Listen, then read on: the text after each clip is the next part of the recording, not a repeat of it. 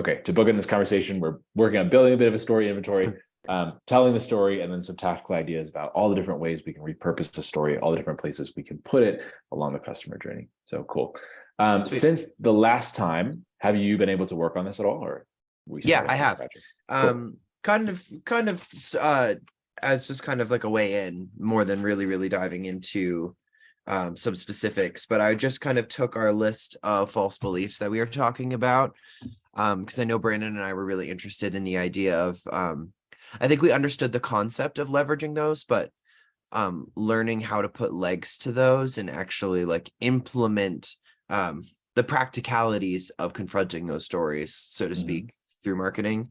So I just jotted down some like false beliefs that jumped to my head. So like for internal, I thought about people who say things like, well, property management is for other people, but not for me, for whatever reason, whether that be I don't have like the right things, or I'm not in the right financial situation, or I don't have enough properties, or kind of anything around that. And then the other one that I kind of had quite a bit jump to mind also was talking about the vehicle, like property managers are difficult to work with, so I don't want to do that, or it's expensive in terms of like, I could do this myself and keep that 9% of my rent. Why would I want to lose more money than keep what I have, kind of thing? Or I love this house and I don't want to put people who don't care about it in it that are going to damage it, stuff like that. That's kind of where I started. Is that kind of what you're meaning? Cool. Yeah, absolutely. And this hits the really, we always want to start by identifying the four beliefs and kind of breaking them up into four categories. Is this about the opportunity itself, which is about, I suppose, property management in general? Is it about the vehicle, which is hiring a property management company or a team? Is it internal, where there's something about me, like I don't think that I would be able to do this, like property management isn't for me? And then the fourth one is there something external, like is there something about the world? Maybe I don't want to put a bad tenant. Maybe the false belief there is good tenants are hard to find, or no one out there is going to take care of my house like I will, right? So those are kind of, or I won't have control over what my rent rate is going to be. Not totally true, but I feel like a lot of people, especially with the way the market has been swinging right and left, I feel like these days a lot of people are like, well, I don't know what I'm going to get from this, and I would rather have, I'm a control freak in my life, so I don't know if I'm going to have enough control over this the way I want to, and that kind of thing. Are you an Enneagram 3? I'm an Enneagram 7, I believe, actually. Let me, I'm going to pull up my, I'm an eclectic mix, let me tell you. I got the feeling. Yeah, are you a zodiac person at all? Yeah, I don't remember my Enneagram number, but I'm double Pisces, Aries rising. Oh man. So I cry in the shower in the morning and then just like heal it for the rest of the day. So that's the style. I hate how accurate people's zodiacs are. Yeah, no, I'm a Capricorn sun, Aries moon, Libra rising. So I'm just like an elemental war at all times. Love that. Okay, let's start with, let's just pick one false belief from each of these categories. So okay. I heard property management isn't for me. I think that's a good internal one. I think that's a great one to start with. Property managers are difficult to work with. I think that's a really excellent one. That would be about the vehicle. Good tenants are hard to find. Let's like diagnose, maybe that's the core false belief, the external. Okay. And then what was one more that you mentioned? Well, I was thinking about like, I was struggling the most with the external, honestly.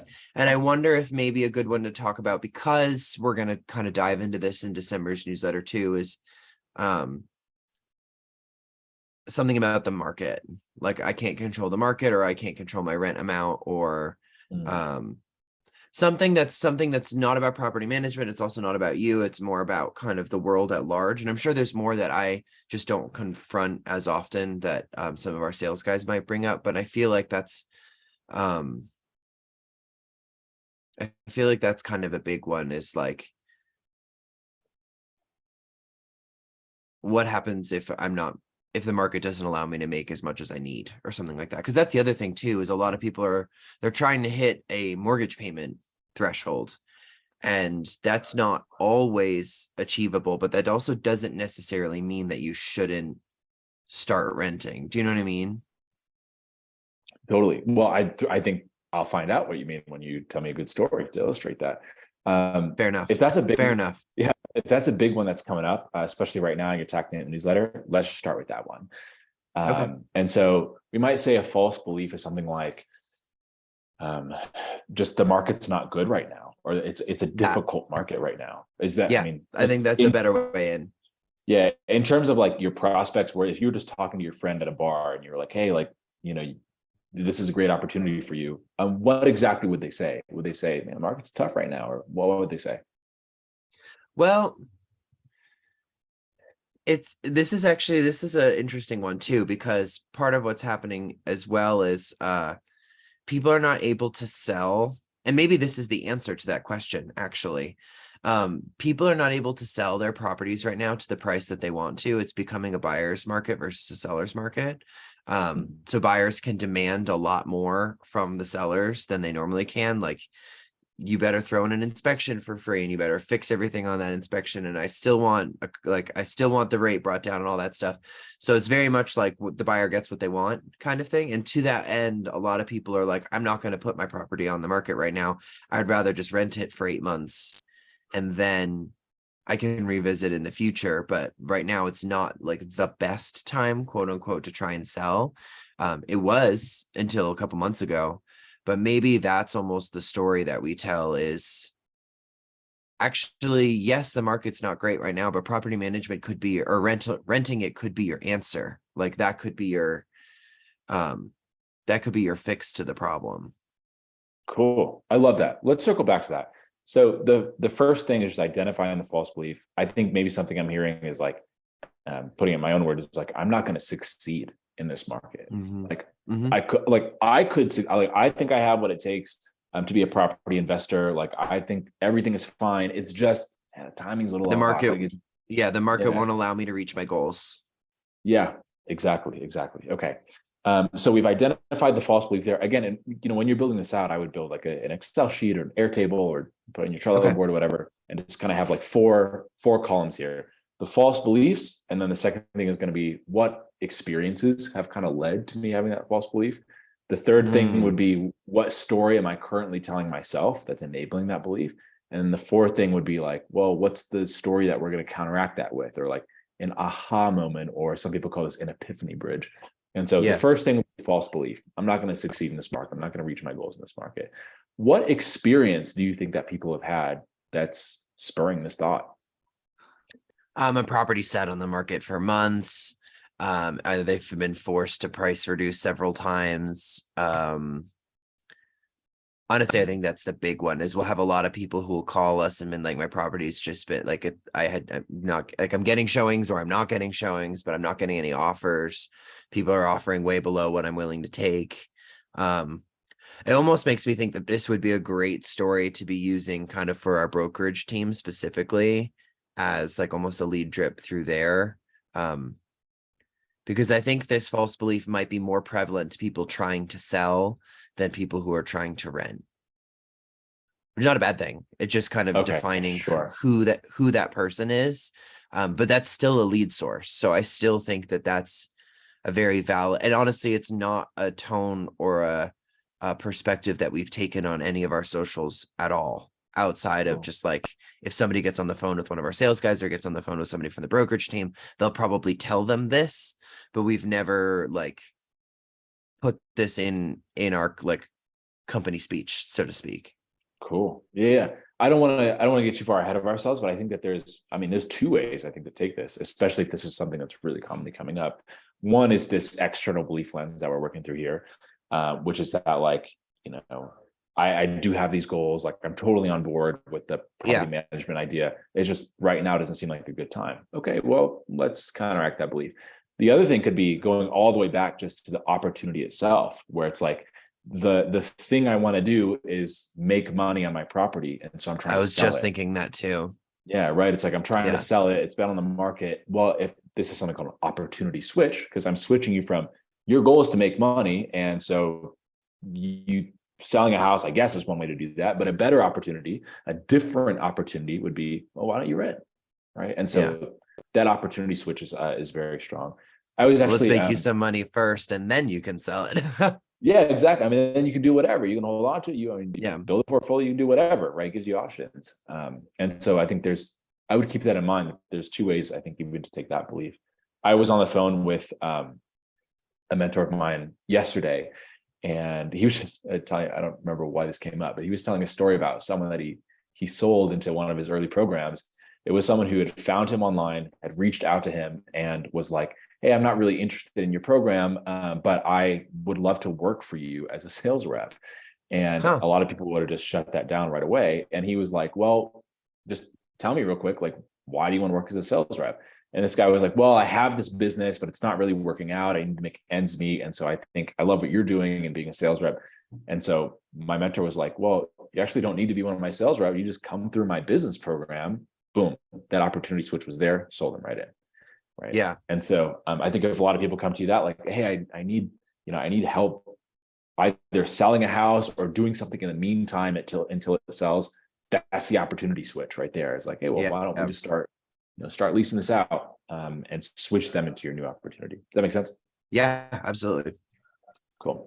Okay. So the false belief here is I'm not going to succeed in this market, focusing on the external piece here. The experience that they've had is their property's been on the market for a long time. They've had to lower the price a few times and not getting showings, right? Just getting kind of discouraged. What story are they telling themselves currently about the situation that's like creating doubt? Ooh. Trying to identify that one specifically. Maybe that there's, I mean, I think there could be several.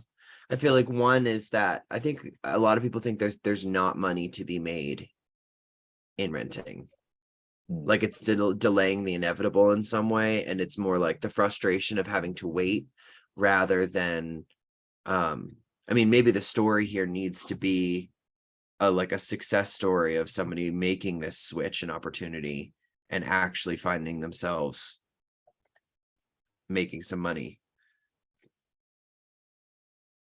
Yeah, let's rewind for a sec. I think that's another false belief that's worth tackling. But in terms of this, I'm not going to succeed in the market. Let's say, right, I've got my house on the market for a long time. Let's say I'm trying to sell my house in like New York or something, right? It's crazy. And it's like, I'm just paying on this house or whatever. I really need to get it out of my hair. I've had to lower the price. What am I starting to tell myself as a result of this? What thoughts am I thinking when I'm looking at the for sale sign in front of my house and I'm like, damn, this hasn't sold yet? What sorts of thoughts are coming to me? I'm going to be stuck with it. It's never going to sell. I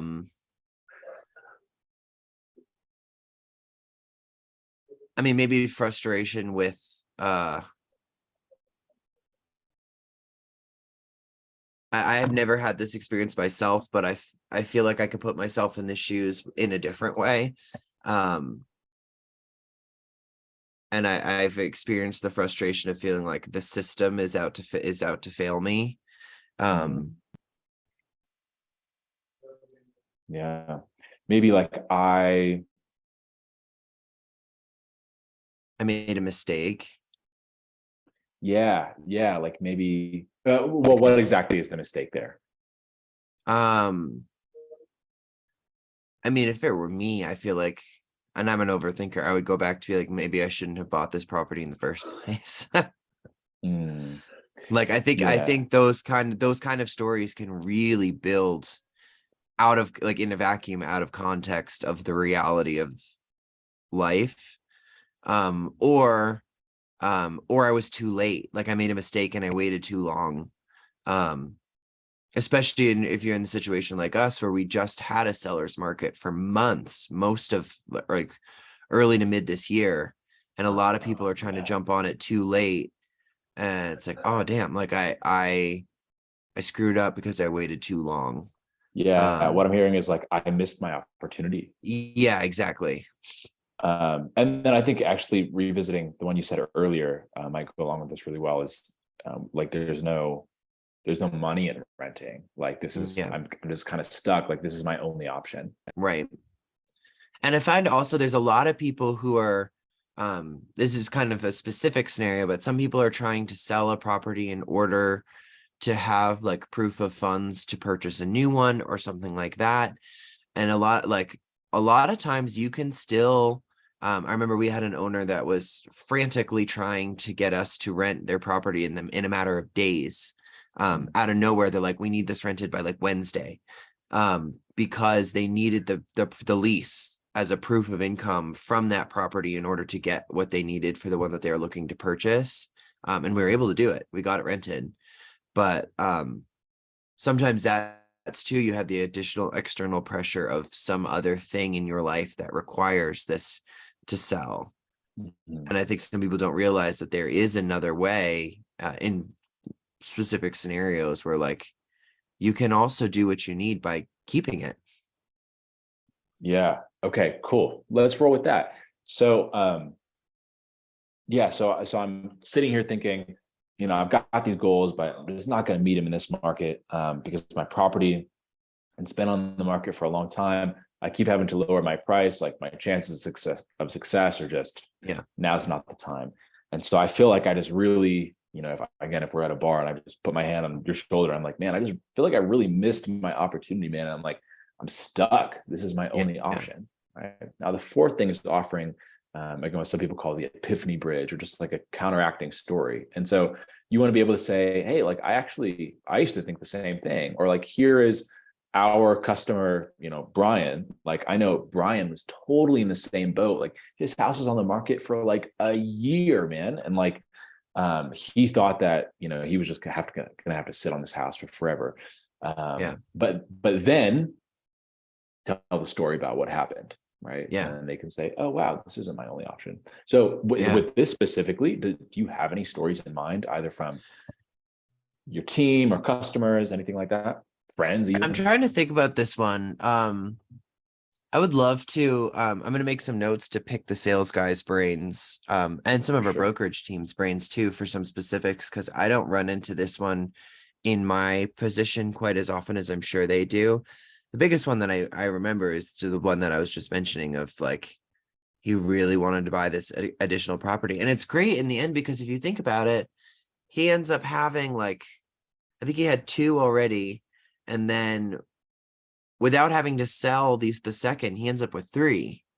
And they're all going to be making some money for him. They're all passive income, and they're all like capital when it comes to like, you can leave that to your kids. You can sell them at the end of your life and retire. Like, I think I'm probably going to need to get their specific help with stories on this one. Just because I'm not quite as directly in touch with some of the people that are in this position. I just know that it's going on.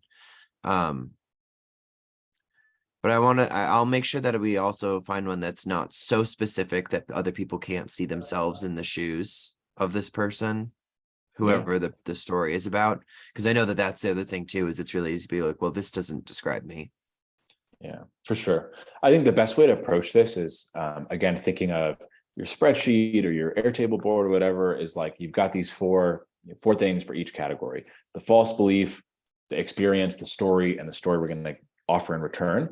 We've got that for all the false beliefs about our opportunity, all the false beliefs about our vehicle, all the internal false beliefs and external false beliefs. I would just try to fill up this story inventory as much as you can. And then this is sort of a separate conversation, but I think the best organizations like have just sort of a culture of storytelling where everyone is offering these stories, right?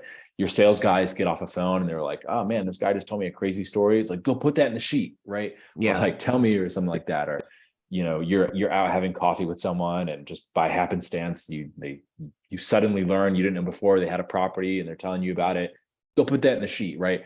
And then over time, what you do is when you're running, for instance, we'll chat in a second about your webinars, or when you send an email, or you want to write a case study on your blog, whatever, you're going to pick one like star story, and that's going to be the one that it's just a matter of conversion. It's like this one just converts the most. You'll tell a lot of these stories. Yeah, Yeah, you'll find the ones where people kind of light up a little bit, and then it's like, okay, great. These are the stories we're really going to focus on.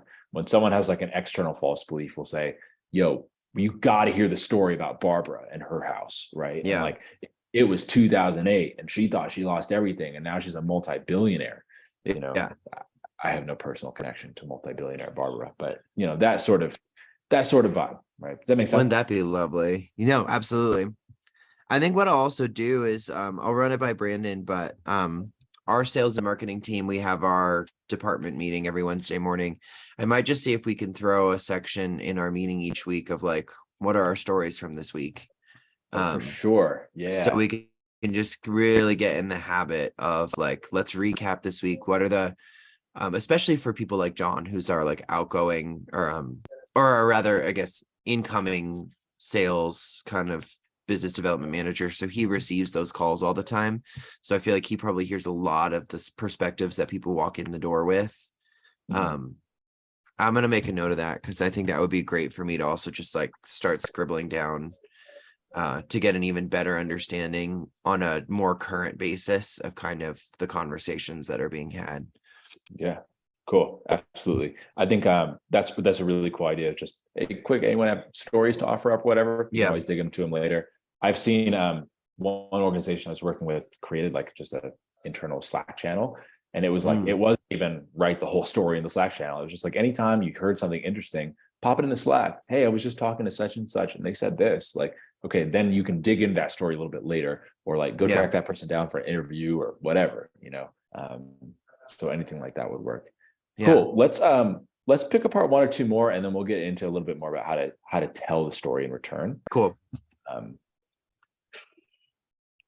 so I think a quick one that I like a lot is this idea that like good tenants are hard to find, or like Yeah. um, no one is going to take care of the house like I will. Hmm. Um, what experience do you think people have had that leads them to that belief? Um, tenants who just like will not pay rent on time. And I feel like a lot of people also, if they're DIY landlording, might not necessarily know what it takes to create the proper legal lease documentation. So you end up finding yourself backed into a corner where like they're not paying, but you also don't have any leverage on them because you rented it to a friend or you rented it to a family member, or you just kind of trusted somebody that you like knew, and now your friendship with them is strained. I feel like that's one. Or two is like you tried DIY landlording at some point and then they moved out and you came in to look at the property and it was just disgusting and smelled like cigarettes, or like just the home was just trashed, or the carpet was ripped by dogs, or a pet scratched through the back wall of a bedroom from being shut in there for too long, like all that kind of stuff, which I've seen so many times from when I was a property manager of just like, dang, you all like. I had one person who this was years ago, was so frustrated with something completely invalidly from my perspective that they ended up taking wheelbarrowfuls of dirt and dumping a like 6 foot tall pile of dirt in the middle of the living room and moved out. And so we All showed up right. and there was like literally just like a mountain of dirt. Obviously, that's a very specific extreme example, but like tenants can be vindictive, like, and they can, and they just sometimes don't care. Because it's also like if the owner's out of sight, out of mind, it's not your home. You don't kind of think about like the other person's investment, because also a lot of us are used to renting from apartment complexes, which are like big companies. It's not a family, like a For person with sure. children and investments and like anyway. But I do think a big one is taking care of the property, obviously, uh rent on time, um or also like if you're an owner renting and you're getting like noise complaints from your tenants, or I'll have people who used to get really really frustrated when neighbors that the when the owner lived in the property, they were really close with their neighbors, they really loved their neighbors, they had a great dynamic, and now they're getting phone calls and emails of like, the people that are renting your property are now out at 3 a.m. having a party in the garage super loud. Yeah. And so it's like now all of a sudden your relationship with people that you actually care about is being strained, but you also can't do anything about it because all we can do is report it and like ask them to keep it down. But like, you know what I mean? It's you can sometimes feel a little bit like your hands are tied. Yeah. Okay, let's yeah, so I'm thinking from this perspective of like I've been a DIY landlord, like I tried, maybe I moved, but I kept my first house and like now we're renting it out. And from this perspective, it's like if you ask like why do you think that good tenants are hard to find? I think they'd say like there's a lot of evidence for it, right? They have evidence. No, exactly. Yeah, it's like, well, this stuff did happen to me. And so I'm thinking like, what if I said, okay, I kicked out the bad one, like I cleaned up the pile of dirt, like I'm just gonna try this one more time. What story am I telling myself about like how to find a good tenant? Yeah. If I'm like good tenants are hard to find, but I gotta find one somewhere, what am I doing? What am I telling myself? Where am I going? Yeah. I mean, I think this is also, you never market it this way, but it's also, the reality is working with us is when it comes to tenant screening and placement is if you're like adamantly against tenants in the first place, at least working with somebody like a property manager is going to be the better of two perceived evils. Because in our case, like we do a really thorough 14-step tenant screening process, and with obviously without violating fair housing law, the owner does have the opportunity to like confirm or deny whether they want, like, I mean, we can't give them any personal information because it can't be prejudicial or anything like that about like age or whatever. But if anybody was going to find one, you have a better chance of it being us because we have access to the like credit bureau, we have access to records, we have access to we can't market it this way obviously, but I'm thinking there's actually like one tenant in my head that I'm thinking about that's kind of like my prime example of finding the right tenant. But I'm trying to figure out how we bridge that gap. Do you know what I mean? I'm thinking like maybe a core belief here is like, I don't quite know how to word it, but like, if I'm trying to vet a tenant, like I wouldn't actually know if they're good or not until I said, come in and we just saw, right? It's like, I don't have this, in my mind, if I'm this DIY landlord, I'm probably not thinking, oh, I don't have a process or else I'd get one, but I'm probably just thinking, man, like, how do you even, like good tenants are so hard to find. How do I even know if they're going to be good until they come into my house? And like, then I'm locked in for a year or whatever. So that, I and wouldn't even know before it also happened. I feel like another one that kind of couples with that nicely is also this idea of if anybody was going to care about finding the right one, it would be me because I own the property. Do you know what I mean? Like if for like you have somebody else who has no stakes in the game saying yay or nay to this tenant, but at least that's how I might respond, is just like, at least I know that if I made a mistake and picked the wrong tenant, at least that's on me versus somebody who doesn't have as much at play with this property. I don't know. I feel like that could be another kind of flip side of that same coin. Yeah. Is like, who's going to care about this property and choosing the right person more than I do? Yeah. No, this is cool. Reminds me of a conversation I was having with one of my friends who's he's an entrepreneur in a really exciting time in his business, but something he's going through is, he's always done all the hiring. Like it's his business, it's his baby. And now he's hired someone else to hire other people. And he's like, yeah, they're not gonna, I do all my own hiring still. So I don't know what this is like, but he's just like, man, like they don't have as much skin in the game to like protect the business and hire the right person. And so he's trying to work through, oh no, like I hired this person specifically to do this job. Like, he's working through it. And so maybe the similar thing here is like, I'm the best person to evaluate, even if I don't really know how to evaluate it. I'm still. I 100% relate to that. Like, I really need to bring on some additional researchers for my podcast, but I'm like, who do I trust to research the way I like to research more than myself? Like, exactly. I know I'm going to be thorough. I know the strings that I want to pull on an episode. Like, I don't know that I try, like, same with my like socials. People are like, you need to like you need to lean on people to help you keep up with socials, because it's so much to be generating all that content and generating the content itself. Yeah. But it's like, Yeah. who do I trust to like get my aesthetic and understand? Like, that's a scary thing to do. For sure, for sure. So similar thing here with the tenants. And so okay, I'm thinking good tenants are hard to find. And that's because in the past, man, someone left a 6-foot pile of dirt in my living room. And I want to try this one more time, but like I just feel like no one's going to take care of the house the same way that I will. Like Yeah. I wouldn't even know if a tenant's going to be good before it happened. Like this just seems impossible to find a good tenant. Yeah. And so now, and I don't know if I mentioned this before, anytime we offer an epiphany bridge or just any kind of story we're offering in return, the general vibe we want is like, I also used to think that thing, or this person, this client case study, whatever, used to think that as well. But then the story happened and they, their eyes were open. It was a magic carpet ride, through Aladdin or whatever. Yeah. And so kind of the same thing here is like, oh yeah, you know what? This tenant, like, funny enough, someone left a 6-foot pile of dirt in his living room too. And he was just like, this is it. Like no one is, I'm never gonna find someone good to put in this house. In fact, it was 4 bad tenants in a row. It's like, this dude just couldn't get it together. But then he learned that actually, if you have the right resources and the right process, you can vet a tenant way before they even put in an offer or anything like that. And whatever, you tell that story in return. Do you have any specific stories that come to mind in that vein? Of like a positive situation or a negative situation?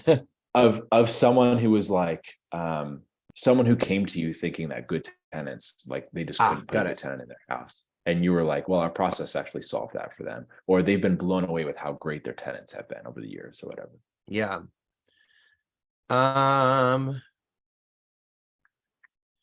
This is a good one for me to poach from our leasing team. Because a lot of when I was a property manager, I would receive a lot of the units with the tenant already decided upon and in place. I definitely have stories of tenants that have just kind of like blown the owner's mind in terms of being so great and so on top of it. And so helpful and proactive and that kind of thing. But I haven't always been involved in, so maybe this is another specific list of now the stories that I need to go gather. Let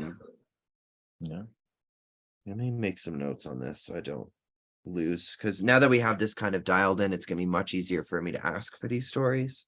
Who to go to. So one for the great tenant experience, one for I think you mentioned like the brokerage team, thinking that people miss their opportunity, and so this could really be central to your role in the company. It's like, I see the false beliefs, I know what we need to market to. Now I just got to go source the story, bring it back to me. Like you're like a journalist out there, right? It's like I got to go source the story, bring it back to the newsroom. We'll put out something and then we're going to email people. We're going to put it on our social, whatever. That's your job. But now you know where to go to source these stories after you. Well, that and also it's a really good exercise of kind of distilling down to like, what story am I looking for? Like what exactly? Like the brokerage team is like, tell me about a time somebody felt like they had a missed opportunity and then succeeded in renting.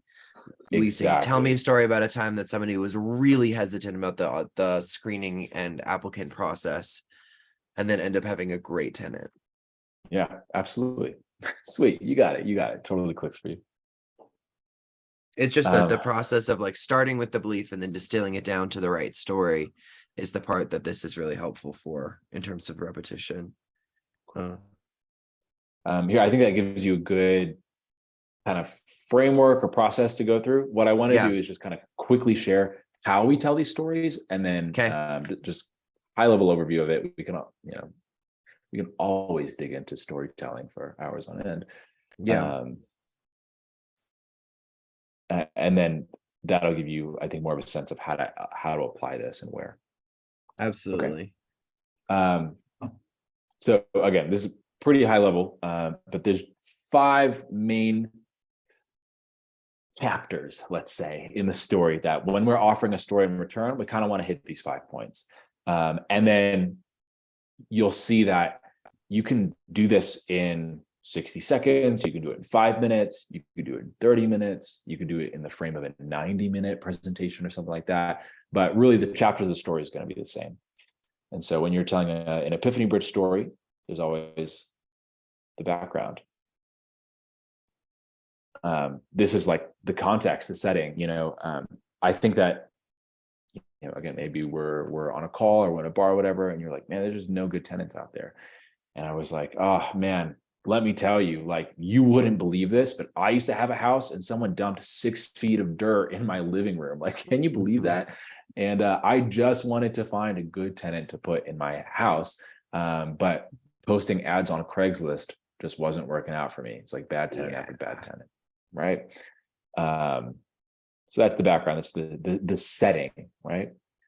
Then there's the journey. I felt like, it was my parents' home, and so I didn't want to let go of it. But I felt like, I didn't know what else to do, because all these property managements and tenant finder services, whatever, it's like they were just out to take advantage of me. They didn't really care about the fact that wanted it done. This is my parents' like 1876 home or whatever. Like, and I knew that Grew up here. Exactly. If I put one more bad tenant in there, first of all, I'm not even sure the house would be left standing. It's taken a beating. But secondly, I just felt like, I'd be losing a huge part of our family history, right? Yeah. So it's the journey. You've got the new opportunity. That's when I met Jeremy one fateful night. And he let me know that actually, if you have the right process and access to the right resources, it actually is just a matter of running people through the system to find a good tenant, right? And it doesn't have to be a chore. In fact, it can be totally hands off, right? I could just say, find a good tenant for me, and I could trust, because I'm familiar with their process for doing it, because I have trust in the resources and stuff they put in place, they can find a good tenant for me. So there's a new opportunity. There's the framework. And so maybe one time for a blog or email newsletter or whatever, the framework would be teaching someone, okay, here is the process to find a good tenant. I love that idea, actually. I really do. I think that'd be really good, because then the natural call to action is like, well, we could just do that for you, right? And so that's just a really, I think that'd be this is a great SEO focused and conversion focused blog article, I feel like. Also, if someone's searching for that, again, not to get too far ahead of ourselves, but it's pretty bottom of funnel in terms of a lot of stuff that we could be writing. And so that just has great search intent behind it. But it's not the framework, then it could just be the offer. So let's say your sales guys are on a call, or you're talking to someone, and you find yourself being an impromptu salesman for the organization, and you want to, bug Brandon for that commission if this one goes through. And so you're like, hey, like, this is the thing. Like, I realized that someone could find a tenant for me. And actually, the best way to do that was by working with KeyRenter. And I got such great results from it. Like, the past 2 tenants I've had have been incredible. And I know, Barbara, she's been renting her house out for almost 10 years now, and she's never had an issue, right? Yeah. And so you're talking about your results, you're talking about other people's results. And then, of course, you may remember that every story is all about transformation. And there's actually 2 journeys of transformation. That's what did I achieve, or what did I accomplish? That's who did I become? And so, I achieved, now actually, I've made double the money over the years than I would have just outright selling my house. And it's a source of almost passive income for me. And in the process, I've become someone who's just really worry-free. Like, working with KeyRenter, I don't have to worry about anything, right? And so I've transformed into a much more, Mai Tai friendly with an umbrella type of person. So this is like, again, you can tell this kind of story in 60 seconds. You can tell the story in 5 minutes. Actually, this, we'll talk in a second. This is a great 5-minute framework for running ads, or anytime maybe you've got a sales page for something, you want to run a VSL or something. Doing this in a 5-minute format is really great. You could do this in the course of a presentation over a 30 or 60 or 90-minute webinar, but this is the key here. Of course, I will send you a recording of the call, so you have access to this. But does this make sense, at least on a high level? Oh, absolutely. Okay, great, cool. We can always This is dive like into. It's like your opening statement of a TED talk.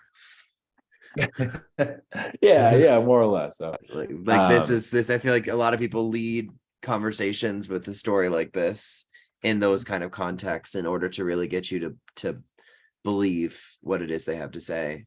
exactly. And I mean, that's for the most part very intentional, right? Yeah. All great stories, all great, movies and books and just TED Talks, right? They all kind of follow a similar formula. When Brandon and I worked together on like the actual brand message and the website and stuff for Key Renter, it was based a lot on this kind of framework because it plays into our just the way our brains are wired, evolutionarily speaking. I could drone on, but we'll cut it off there. But that's cool. If you have any questions about any of these specifically, hit me on WhatsApp, whatever. We can dive into these at a later time a little bit more deeply. But on a high level, if you've got this, you've got a good story, right? Yeah. Okay. Last thing I want to do, and I want to be kind of respectful of the time winding down here, but want to make sure we're covering everything, is just giving you some, let's call them tactical ideas. Okay. Of where exactly you can put these, how exactly you can use these. So all good marketing, in fact, all good sales really just works on the level of belief. I think I've said to you maybe a few times in the past that if you can just identify people's false beliefs, where people are holding themselves back from making a decision that will ultimately help them. If you can break down those internal beliefs, those external beliefs, and the beliefs that they have about the vehicle and everything else, they will walk themselves to you as the natural solution. Right. And so again, if you just show up as a human and you can say, oh, I've got a lot of experience in this area. I see where you like what belief you have that's holding you back. Let's just take a second and address that. Right. You're not being salesy. You're not being like a sleazy marketer or whatever. You're just kind of showing them where their belief is kind of leading them astray. And then ultimately they can make a decision that helps themselves. And that's the first step in serving someone. And so how do we do that? Of course, the first thing, less relevant for your role, but in your sales process, when your guys are handling objections, you do that by stories. Really your sales guys, I'm sure know this by now, but there's really only three things that should come out of your mouth in a sales conversation. And that's questions, restating what your prospect said, and then stories, right? To break down false beliefs, what that's about. And so usually when people get to the end of a sale, whatever, you're ready to close, whatever, that's when the objections will come up. And those objections are almost always, hey, I think this thing that's holding me back. And it's like, oh, let me just tell you a quick story. Boom, take care of that. A thing that I think is extremely relevant is, and I'm not sure why I haven't necessarily thought of this, I mentioned it before, but I think given the size of your email list and just kind of where you're at with your team and with your process in the organization, I think having implementing sort of like a webinar structure would be really, really good for you. Okay. And so we can, talk in the coming weeks about what that would look like. But any kind of webinar, any kind of presentation, you're speaking to the Chamber of Commerce, whatever, like you're at some landlord event and maybe Brandon's up there speaking, or, he sends you to go speak. And let me also, before I forget to mention, eventually automate this.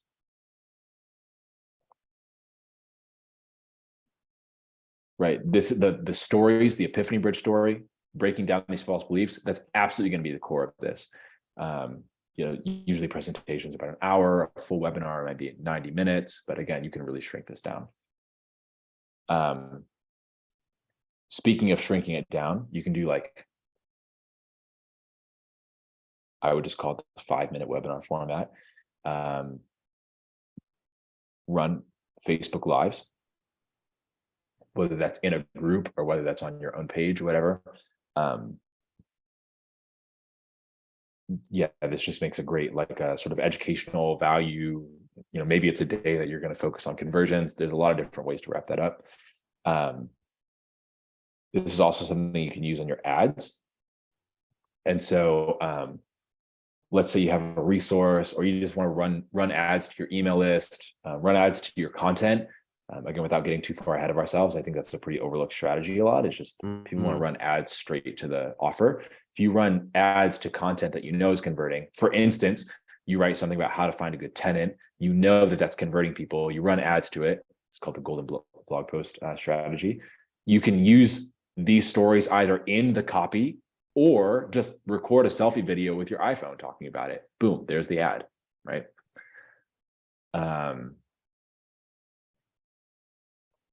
Anytime you need like VSLs, like a video sales letter, or maybe you have some sort of sales page, maybe you're launching a new offer or just a new promotion, and you've got a sales page and you put a video at the top telling the story, you know, the 5-minute story, or even a 10 or 15-minute story would be great. Of course, you've got blog ideas. One great blog, if you haven't already, of course, is always the founder story. And so have Brandon tell his story in this format and put it into a blog. You could also run that as a TV commercial, things like that, right? So super versatile. Again, relevant to you and probably people under you are going to be the way you write case studies, testimonials, anything like that. When you tell someone's story, you want to tell it in this way, right? And so I see a lot of people that have testimonials, and it's like, okay, any testimonial is better than no testimonial, but it's like, this isn't really speaking to what's actually going to help people convert and make a decision. Or you'll have a case study, and it's like, we worked with this client, or this client got this result, but it's missing so much of the backstory, didn't hook me, whatever. I didn't really understand where the result came from. Maybe I don't believe that it's possible for me because I didn't realize they were in a similar situation. You always want to write your case studies in this way. And then I would say one more thing that I think would be really, and this list is completely inexhaustive, but one more thing that I think you find interesting is your email autoresponder. So when someone signs up for your email list, or they download a resource, whatever, they register for your webinar, right, they get hit with a series of emails that go out automatically. I'm actually starting on this one right now. Fantastic. We're redoing our drips with stories for each instead of just info. Rad, absolutely. There's a couple ways to do this, but one way you can do this is just break up the categories of the story into, let's say, 5 different emails. And so maybe one is an origin story. Maybe that's Brandon's story. Maybe that's just, you know, it's like, how do we get started here? Maybe it's origins of the company, whatever. I think Brandon's origin story would be good there. Expanding on what's at the bottom of the website, just that little bit, you know, that would be great. A story about the opportunity. So, you know, again, this could be someone who thought selling their house was their only option, or someone who just wanted to make money and was like, I have this asset I'm sitting on. It's like, well, you thought that selling was your only option. Let's opportunity switch that. Renting, leasing is actually going to be a great way to hit your goals. So that email number 2.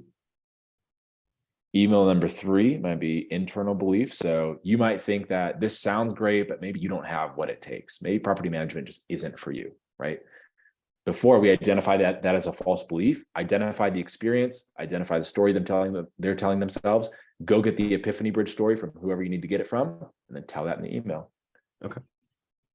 Same thing with the external one. I mean, we did that today with, you might think bad tenants are hard to find.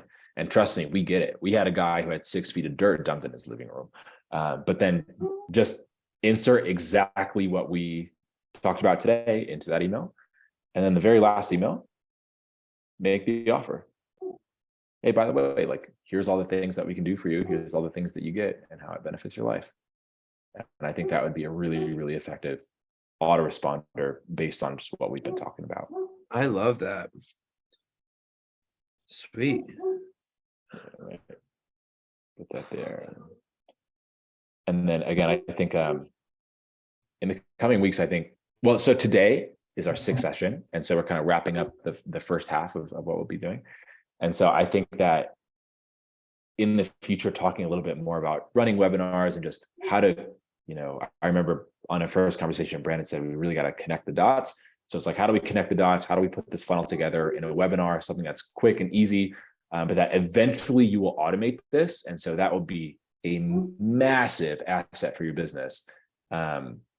And then in a later note, if the, ever decide to get acquired or sell the business or whatever, it's like, this is going to be a major thing that plays into the value of your business. And then it's just going to be an easy way for, like, imagine you just duplicated yourself without having to pay for it or manage it or whatever. That's what this is going to do for you.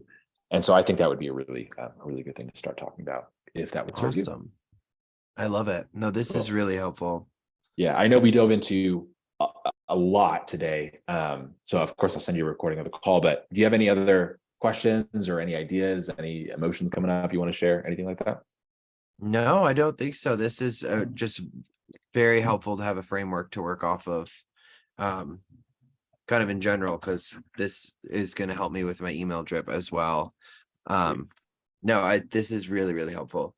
I'm looking forward to processing this further and figuring out how to implement it into our regular routine a little bit.